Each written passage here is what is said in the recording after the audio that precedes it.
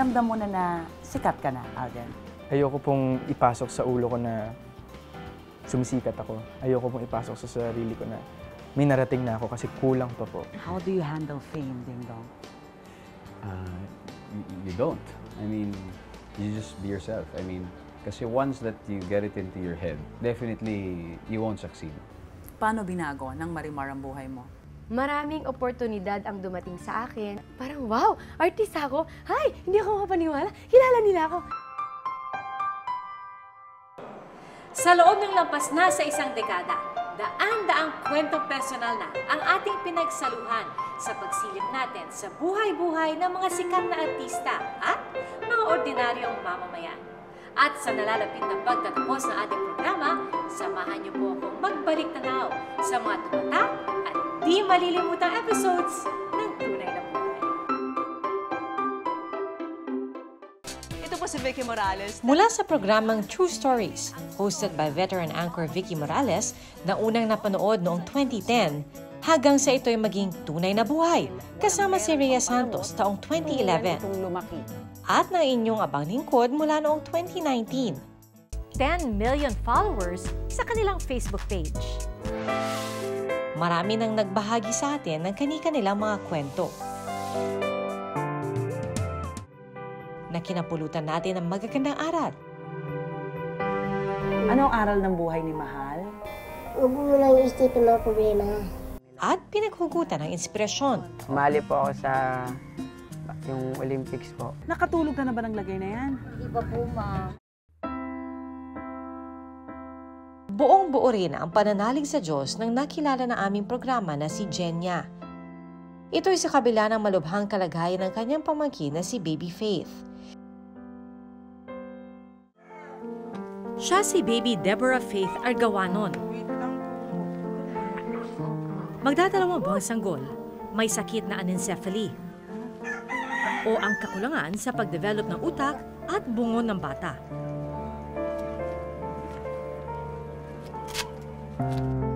Ito ang kondisyong nagpapahirap kay Baby Faith at humahamon sa katatagan ng mga taong nag-aaruga sa kanya.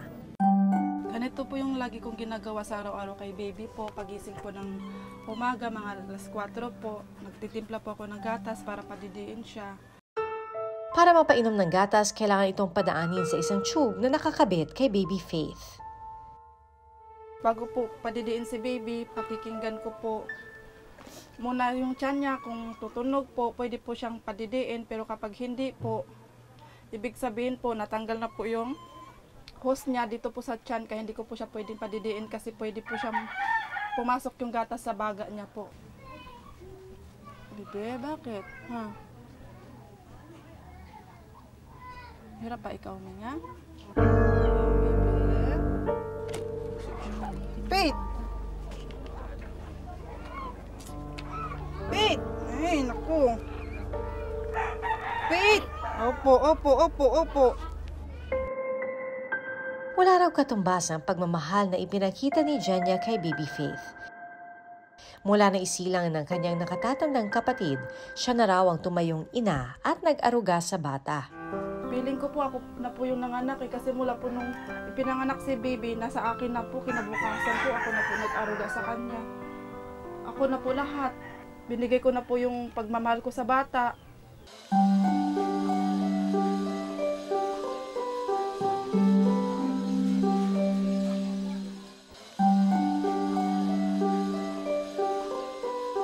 Ay, ito ba si Baby Faith? Opo, ma'am. Oh, tulog siya ngayon. Lagi po siyang ganyan. Laging nakapikit. Opo. Dito niyo siya talaga pinapwesto? Opo, pag may gumagawa po ako, dyan po siya. Opo. Pero parang hirap siyang huminga, ano? Opo. Isa raw milagrong maituturing. Nakapiling pa nila ngayon si Baby Faith. Tinaningan na raw kasi ang buhay ng sanggol. Ang sabi po ng doktor, ganyang case daw po ang tinatagal lang 3 to 4 days. Opo. Okay. Kaya nung pumunta po kami doon, pinauwi po kami agad. Ang sakit na anencephaly, nakikita lang daw sa isa sa kada 1,000 sanggol. Ang anencephaly kasi ay isang kondisyon kung saan malaking bahagi ng brain or utak and skull, yung ating bugo, ay hindi nag-develop. Sa anencephaly, there is partial or complete absence of the brain. Masakit man tanggapin, pero ang mga sanggol na isinisilang na may ganitong kondisyon, hindi raw nagtatagal. Pero sa kabila ng lahat, maski ano pang sabihin ng doktor, hindi bumibitaw si Jenya sa pag-asang madudugtungan pa ang buhay ng itinuturing niyang anak. Bawat araw, biyaya para sa kanya na makapiling ang munting anghel. Anong aral ng tunay na buhay ni Baby Faith? May kapansanan man o wala, kailangan mong tanggapin yung bata. Kasi mula sa puso mo, kasi yan ay biyaya ng ating mahal na Panginoon. Ay kay Jenya, matapos ipagdiwang ni Baby Faith ang kanyang 1 taong kaarawan, binawian na ito ng buhay at nagsisilbi na ngayon bilang munting anghel sa langit. Dito sa likod, nagkakaroon din ba ng bukol? Ano lang po, parang lumalaki yung ulo ko. Yung bato po lumalaki. Dito sa aming programa, layunin namin maghatid ng iba't ibang aral sa buhay at magbigay inspirasyon. Bonus na lang na maituturing ang mga parangal na aming natanggap sa loob ng 11 taon. Gaya na lang ng Gold World Medal na iginawad sa amin ng New York Festival International TV and Film Awards noong taong 2014 para sa isang espesyal na kwentong hatid ng batikang journalist na si Cara David.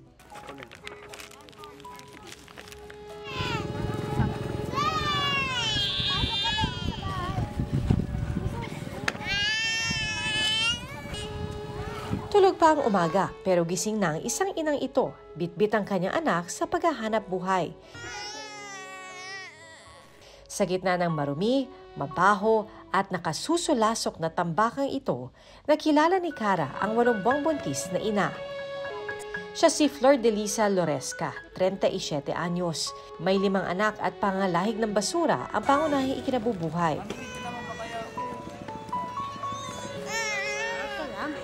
Bago pa sumikat ang araw, nakauwi na si Flordelisa sa kanilang tahanan, malapit sa tambakan ng basura.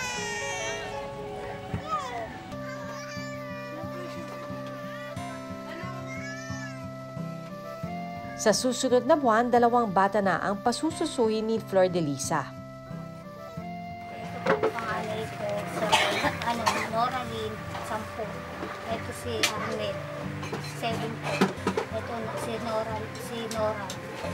Ito si Rosemary, 3. Ito si Roda, 1 taon po. 1 taon at 6 na buwan pa lang daw itong si Ronaldo, ang kasalukuyang bunsong anak ni Flordelisa. Sa kabila ng kanyang edad, hindi pa raw nito kayang tumayo at maglakad mag-isa.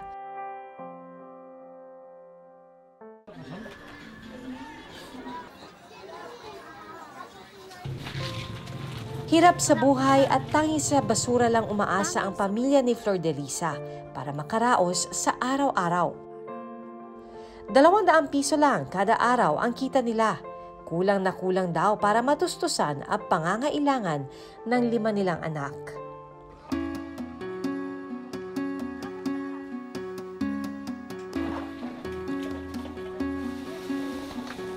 Hi, Nay!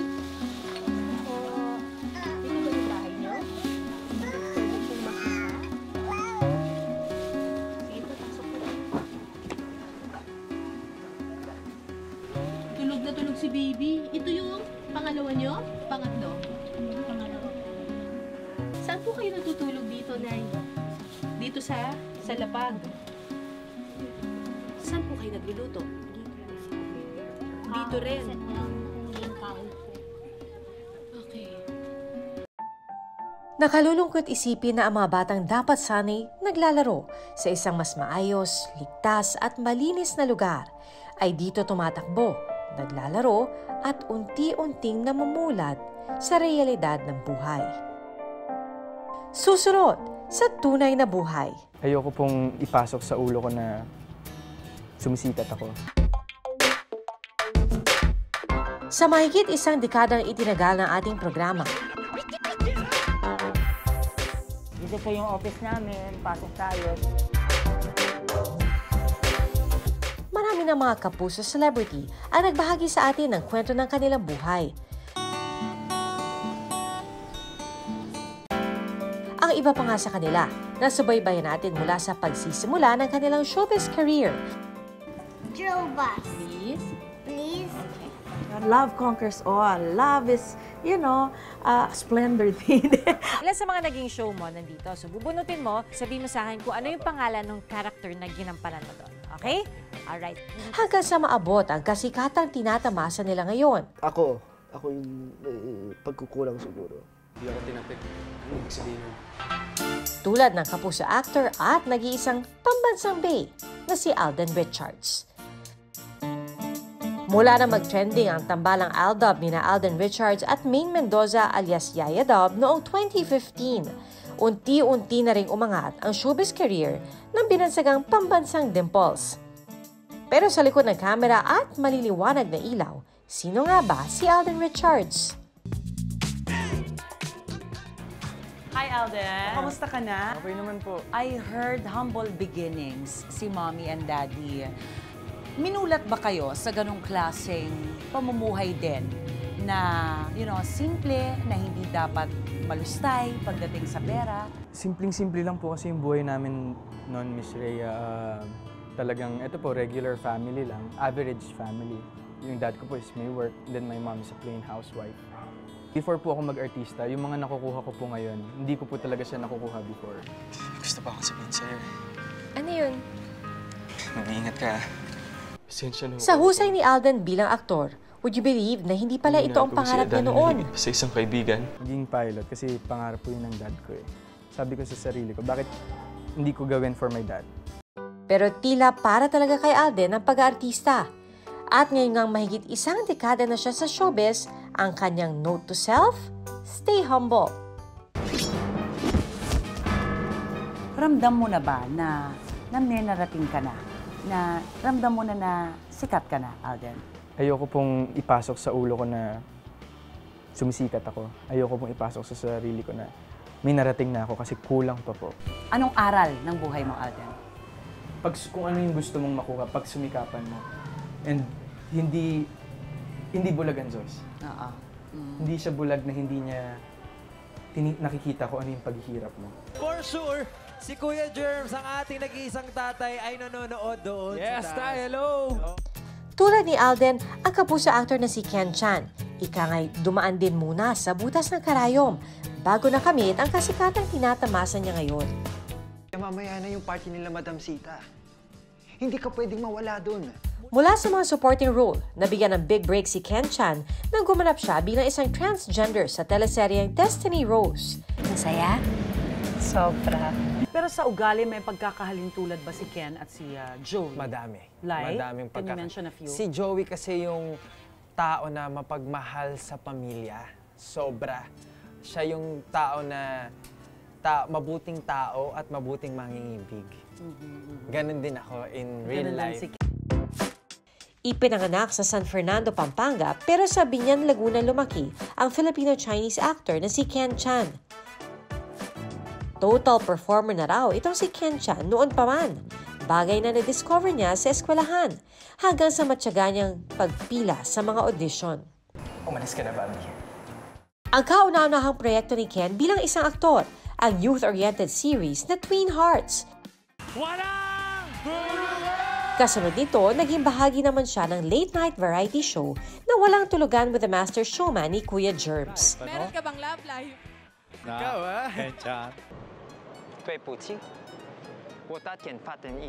Hanggang sa mabiyayaan na si Ken ng sunod-sunod na mga proyekto sa telebisyon at pelikula. Sa dami nito, masasabi mo bang na-achieve mo na yung gusto mo talagang makuha sa karera mo?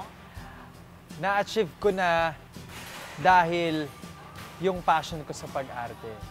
Kahit na ano pang marating ko dito sa industriya na to, kahit na hindi man ako tumagal o tumagal man ako, masasabi kong na-achieve ko dahil pangarap ko talagang umarte. Anong aral ng tunay na buhay ni Ken Chan? Merong sinabi si Destiny Rose, sabi niya, ang buhay raw ay parang bahaghari. Kailangan ng araw at ulan para magkakulay ito. Susunod, sa tunay na buhay. Until now, may tumatawag sa aking Marimar. Parang, wow, artista ako. Hi, hindi ako mapaniwala. Tingin mo ba sakto na to?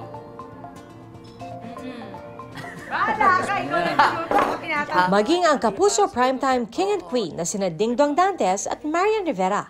Hello, excuse me. Hello po. Uy, Nakasama na rin natin sa ating programa. Hello, Marian. Good to see you again. Bago pa siya sumikat sa mundo ng showbiz. At bago pa nga siya naging judge sa Miss Universe 2021. Lumaki si Marian sa isang simpleng pamilya sa bayan ng Bacoor, Cavite. Nang magtapos siya ng pag-aaral, sinubukan niyang pasukin ang mundo ng modeling. Taong 1984 nang ipinanganak si Marian Gracia Rivera sa Madrid, Spain. Nagtatrabaho noon bilang ground stewardess ang kanyang ina na si Amalia Rivera, na makilala at makatuluyan nito ang Spanish national na si Francisco Javier. 2 taong gulang lang noon si Marian nang iuwi siya ng kanyang ina dito sa Pilipinas. Kinailangan daw kasi na iwan si Marian sa kanyang Lola Francisca sa Bacoor, Cavite, habang nagtatrabaho sa ibang bansa ang kanyang ina. Si Marian, certified Lola's Girl hanggang sa makapagtapos siya ng kursong BS Psychology.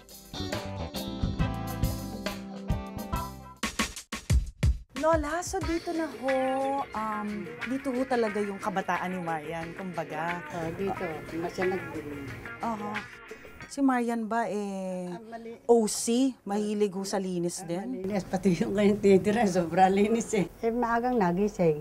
Anong oras ho siya gumigising? Gising, mga alas 5, gising na. Nang madaling araw? Oo, nang umaga na yun eh, maliwanag na ngayon. Naglilinis na siya bago pumasok. Maging ang nanay ni Marian na si Mommy Amalia, humarap din sa aming camera for the first time. Si Marian. Hello po kayo. Kamusta ho? Si Marian ho ba napupunta dito? Nadadalas pa? Napunta naman po, paminsan-minsan. Habang na kay Lola ho siya, kayo ho, tinuloy nyo ang pagpangangamuhan sa ibang bansa? Ganun po, kaya naman po ako pinagpatuloy ko para maibigay ko kung ano kanyang pangangailangan bilang magulang. Gano'n ho kahirap yun? Siyempre, malayo kayo sa inyong anak. Mahirap po kasi ilang taon lang siya, nagkalayo na kami. Talagang napakahirap para sa akin. Kaya ang ginagawa ko na lang po, every week, tinatawagan ko siya, kinakamusta ko siya. Mami, bakit ho kayo biglang napauwi? Anong sinabi sa inyo ni Maria? Ma, bakit ganito minsan, di ba, sa showbiz? Bakit kahit wala akong ginagawa, sinisiraan nila ako? So, bilang magulang, hindi ako nagdalawang isip na umuwi para matulungan siya kung ano man yung gusto niya hinga sa akin. Bagamat maayos naman ang kalagayan ng kanilang pamumuhay noon, nagdesisyon pa rin si Maria na maging independent at hindi umasa sa kanyang mga magulang. So, nagkaroon ng pagtatampo kay nanay, in a way? Yes, aaminin ko talaga meron. Pero nung naging artista na ako, sabi ko, Ma, ito na yung chance mo para maging mami ko, para maging mama ko. Kung talagang mahal mo ako, mahalaga ako sa'yo, uuwi ka, magstay ka na. Paano binago ng Marimar ang buhay mo? Maraming oportunidad ang dumating sa akin, minahal ako ng tao. Tapos pag lumalabas ako, ang tawag nila sa akin, hindi Marian, Marimar. Until now, may tumatawag sa akin Marimar. Parang, wow, artista ako. Hi, hindi ako mapaniwala. Kilala nila ako. Probinsyana ako. Maraming mga masalimuot at magandang nangyari. Pero yung consequence nun, naging public property ka, hinusgahan ka ng tao, head to toe, kinikilatis ka nila. Hindi ko alam na ganun pala yung kapalit. Pagbigyan mo ako ngayon lang. Pinapangako ko sa'yo, ayusin ko to. Tulad ni Marian, masinop din sa gamit sa kanyang bahay ang kanyang hobby. Walang iba kundi ang nag-iisang primetime king na si Dingdong Dantes. Ito po ang aking munting tahanan. Eto, dito ka na talaga lumaki? Dito po ako lumaki and magmula noon, dito na lahat. Ano yung overall theme nitong bahay? Meron ka bang in-achieve na look? Well, definitely it has to be Asian, and I didn't want it to be too modern. Gusto ko more of the marami ring wood. I wanted to feel homey also. Yes. So hindi siya masyadong stiff. Sa kanyang sala, takaw pansin ang koleksyon ni Dingdong ng mga action figure. Kailan nag-umpisa itong fascination mo? Bata pa lang ako, talagang mahilig na ako sa laruan. Kasi minsan may mga laruan ako hindi nabibili. Sabi ko, balang araw paglaki ko, bibili ko lahat ng toys na gusto. Pero karamihan regalo. Pagkatapos naming libutin ang kanyang living room, sunod naman naming pinuntahan ang kanyang veranda. Ito ba ang maituturing mong favorite spot, Ding Dong? Hindi naman. Medyo. Medyo? Bakit? Ano ba yung mga kaganapan dito? Hindi, kasi medyo may pwesto siya. May malaking family kami. And kapag nandito rin kami magkakaibigan, at least may lugar kami para mag-tumbling dyan kahit paano. Obviously, no, sikat ka na. You are Kapuso's primetime king. How do you handle fame, Ding Dong? You don't. I mean, you just be yourself. I mean, kasi once that you get it into your head, definitely you won't succeed. Para sa akin, kung ano ako nung nag-umpisa, kung ano yung pananaw ko magmula noon, pareho pa rin siya hanggang ngayon. Kasi yun lang naman yun. The rest, yung titles, yung awards, yung kasikatan, kung ano man yan, siyempre, lahat yun mag-fade balang araw. Anong aral ng tunay na buhay ni Ding Dong Dantes? No man is an island. As long as he has friends. But I think that's very true with regards to my life kasi lahat ng mga nangyari sa akin, lahat ng taong nakasalamuha ko, lahat ng taong nakalaban ko man o minahal ko man, may natutunan ako sa kanila. Ano ang aral ng buhay ni Marian Rivera? Ang buhay kasi parang gulong Umiikot talaga tayo. At dahil sa pag-ikot na yan, marami kang pagdadaan ng mga pagsubok. Pero basta ginusto mo, may nagmamahal sa'yo, nakukuha lahat sa dasal. Tatayo at tatayo ka at kailangan sabihin mo sa sarili mo, walang sino man ang pwedeng pumigil sa akin basta gusto ko. Hanggang sa susunod na Miyerkules, abangan ang part 2 ng aming farewell episode. Ako po si Pia Arcangel. Bawat karanasan, may mga aral na tumatatak sa ating puso at isipan. Sama-sama po tayo makibahagi sa mga kwentong personal dito lang sa Tunay na Buhay.